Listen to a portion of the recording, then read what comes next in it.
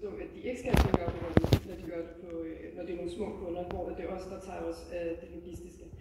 Der kan vi godt bruge rigtig lang tid på at fortælle dem, at nej, det er ikke, vi kommer ikke om en måned og kommer med et ekstra gebyr eller noget. Men det undrer også mig, så det skal vi lige prøve at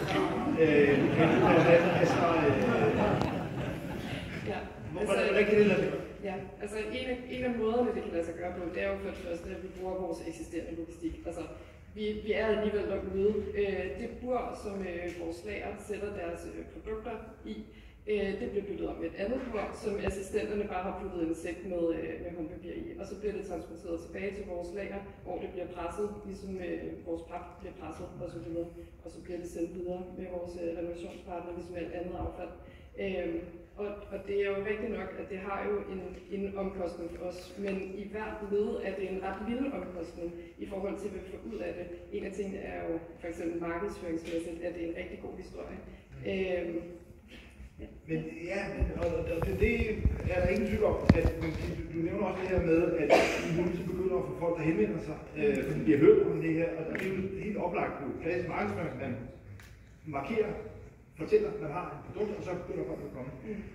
Men det er jo ligesom en måde at se økonomien på, at man bruger det, kan man sige, til ligesom at markedsføre sig, være kunder, men i sig selv, altså jeg skal bare lige helt ned i det der med, altså for den enkelte, altså er der en mere pris? Altså, fordi det lyder på den måde lidt for godt til at være sandt. At man på den måde kan gøre noget, der er godt, noget, der mindsker forbruget, og man skal udgive bare penge. Altså det er jo det, vi skal frem til. Men er vi der, altså helt reelt? Ja.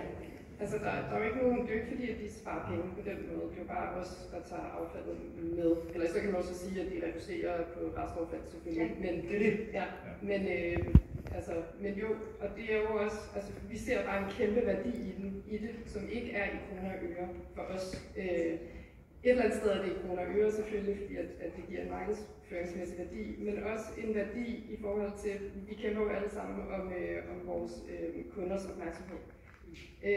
Og det her er et rigtig godt samtaleredskab til at banke på hos kunden og sige, at vi lige tale om noget håndpapir. Og der er Paperswig bare den her gode historie, vi kan komme med, og så snakker vi om alt muligt andet, også alle mulige andre produkter, og får en god fornemmelse af hinanden osv. Det er nogle den her balance mellem, hvad der er markedsføring, og hvad der ligesom siger mere